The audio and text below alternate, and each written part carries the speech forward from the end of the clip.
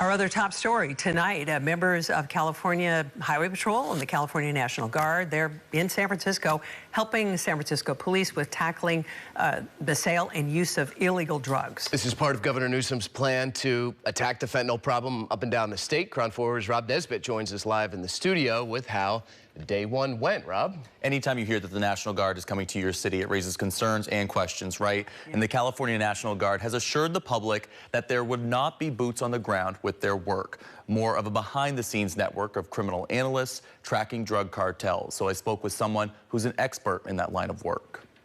The CHP officers assisting the San Francisco Police Department were already based in the city, and the California National Guard has dedicated 14 criminal analysts. A big part of the job for both agencies will be finding and stopping illegal drug cartels, a job that Michael Brown did for 32 years as a special agent with the Drug Enforcement Administration. They're reviewing reports, they're helping put together flow charts, identifying who the mid-level dealers are, who the top-level dealers are, possible transportation routes. How is the fentanyl getting into San Francisco? The global director of counter-narcotics technology at Rigaku Analytical Devices commends Governor Gavin Newsom for allowing CHP and the California National Guard to come to San Francisco, but questions how effective it will be. He says they need to stop the main sources of the drug supply and not just the drug traffickers. People are replaceable.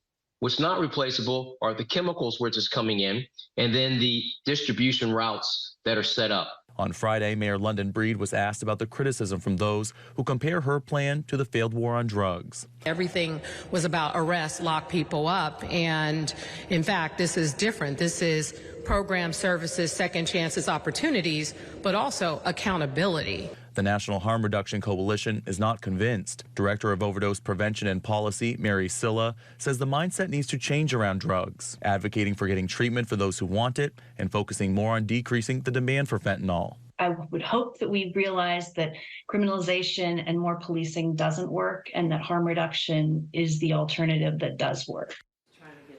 CHP has said that they will assist with training and resources, but it's still unknown if actual arrests will be made by their officers in the Tenderloin or other parts of the city. Reporting live in studio, I'm Rob Nesbitt, KRON 4 News.